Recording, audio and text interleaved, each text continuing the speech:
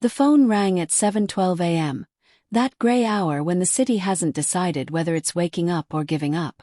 I remember because my coffee hadn't finished brewing, and the steam from the kettle fogged the kitchen window like breath trapped behind glass. I almost didn't answer. Numbers I don't recognize usually bring bad news. Or worse, apologies dressed as favors. Hello. My voice sounded steadier than I felt. There was a pause on the other end, the kind that carries hesitation, then a careful inhale. Is this Mara Collins? This is Denise Hartwell. I'm the wedding planner for your sister, Eliza. The kettle screamed. I turned it off with shaking fingers. Yes, I said slowly. Is everything okay? Another pause. Longer this time. I'm calling because there seems to be a misunderstanding. Your family has cancelled your invitation to the wedding. But our records show you personally paid $60,000 toward the event. The room tilted. The mug slipped from my hand and shattered against the tile, coffee blooming across the floor like a dark bruise. I'm sorry, I whispered. Cancelled my what? I sank into a chair as Denise explained. Carefully, professionally, as if she were discussing a seating chart instead of dismantling my reality. My parents had called her the night before. Said it would be healthier if I didn't attend. Less tension. Less drama. They confirmed I wouldn't be reimbursed because the funds were considered a family contribution. Family. The word tasted bitter. After the call ended, the silence pressed in, loud and suffocating. I stared at the wedding binder still sitting on my counter. Tabs labeled venue, catering, florals. My handwriting. My planning. My money. $60,000 I'd scraped together over 3 years of overtime, skipped vacations and sleeping dinners.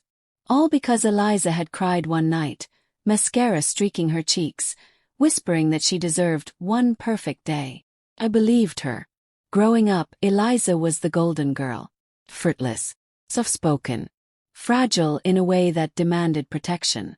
I was the other one, the reliable one. The fixer. The one who didn't cry when Dad forgot my birthday because I learned early that disappointment was quieter if you swallowed it whole.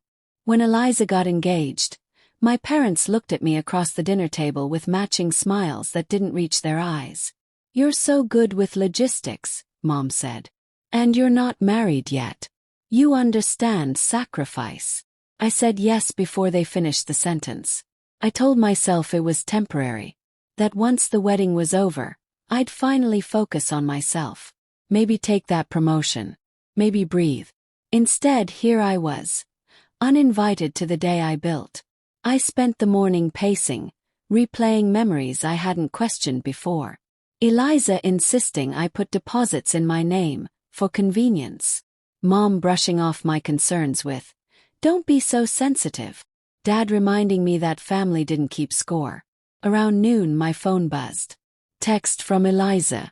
Please don't make this harder than it needs to be. No apology. No explanation. I drove without knowing where I was going, ending up outside the venue, a renovated vineyard perched on a hill. I sat in my car, watching workers unload chairs I'd paid for, flowers I'd chosen. My chest tightened as if invisible hands were squeezing my lungs. That was when I noticed something else. A man standing near the entrance, arguing quietly with the coordinator. Familiar in a way I couldn't place. He turned and our eyes met. Recognition hit like a punch. Evan Reed. My ex-fiancé. The man Eliza swore she hadn't spoken to in years. He looked as stunned to see me as I felt, and then, slowly, his expression shifted into something darker. Regret. Guilt. Fear. He took a step toward my car. I locked the doors without thinking. As I drove away, my phone rang again. This time it was Evan. And somehow I knew answering would change everything. I didn't answer Evan's call. I let it ring until the vibration stopped, then threw the phone onto the passenger seat like it had burned me. My heart was pounding so hard I could hear it over the engine. Evan Reed. At my sister's wedding venue. That night, sleep refused to come. Every time I closed my eyes, memories replayed with cruel clarity, Evan proposing to me 5 years earlier under a rain-soaked streetlight, promising honesty. Our breakup 6 months later, abrupt and confusing. He said he wasn't ready. I later found out he'd moved cities. Eliza had held me while I cried, whispering that he wasn't worth it. Lies age badly. They sour. At 2:14 a.m. my phone buzzed with a message. Evan. I didn't know you paid for the wedding. Swear. Please let me explain. Explain what? That he was marrying my sister. That my family had erased me like an inconvenient footnote. The next morning Denise called again, this time less careful. I shouldn't be telling you this, she said, but something doesn't sit right. Your parents requested changes last night. They moved your name off all documentation. Completely. My stomach dropped. That's fraud, I said quietly. Yes, Denise replied. It is. She sent me copies of contracts, bank records, emails. In black and white, my parents had reclassified my payments as gifts, backdated consent forms I'd never signed. My hands shook as I scrolled. Betrayal had paperwork. It always did. I took the day off work again. My boss's patience was thinning, and I could feel my career slipping through my fingers like sand. I'd postponed everything for this wedding. Promotions, projects, my own life. By afternoon, Evan showed up at my apartment. I didn't invite him in. We stood in the hallway, the air thick with unsaid things. She told me you were okay with it, he said finally. That you wanted distance. I laughed, a sharp, broken sound. She always was good at telling stories. His face crumpled. Mara, I didn't know she'd cut you out. Your parents. Don't, I snapped. Don't say their names like they didn't choose this. He hesitated, then said the words that cracked something open inside me. Eliza and I started seeing each other before you, and I officially ended things. The hallway felt too small. The walls leaned in. She said you'd moved on, that you were focused on your career, that you wouldn't mind. I thought of every time Eliza cried on my couch, every time my mother told me to be the bigger person. I thought of $60,000 and a lifetime of quiet compliance. I closed the door in Evan's face. That night, I did something I'd never done before. I stopped protecting them. I met with a lawyer the next day. Her office smelled like lemon cleaner and resolve. She flipped through the documents, eyebrows lifting. You have a case, she said. A strong one. The idea of suing my parents made my chest ache. Not because I didn't deserve justice, but because I'd been trained to believe that standing up for myself was a kind of violence. Word spread fast. My mother called, voice trembling with practiced hurt. How could you do this to your sister? She cried. She's under so much stress. I said nothing. Eliza texted paragraphs. Accusations. Gaslighting. You're ruining my life.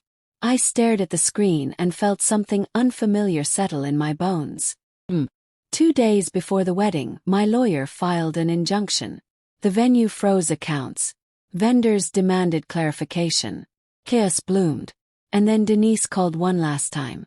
There's something else, she said. Your sister just cancelled the ceremony. My breath caught. Cancelled. Yes. Groom hasn't responded. Family is panicking.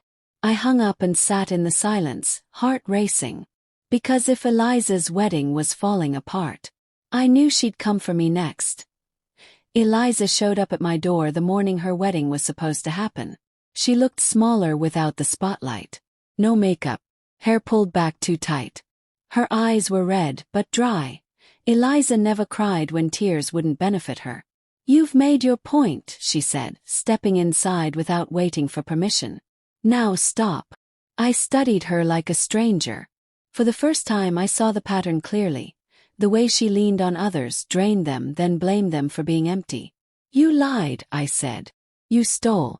And you thought I'd stay quiet. She crossed her arms. You've always been jealous. The words landed, dull and predictable. I paid for your wedding, I continued. You took my ex. And you erased me. Silence stretched between us. Then she laughed. You're not the victim here, Mara. You're just replaceable. Something inside me finally broke free. I'm done, I said. With you. With them. She left in a storm of insults and slammed doors. An hour later my parents called.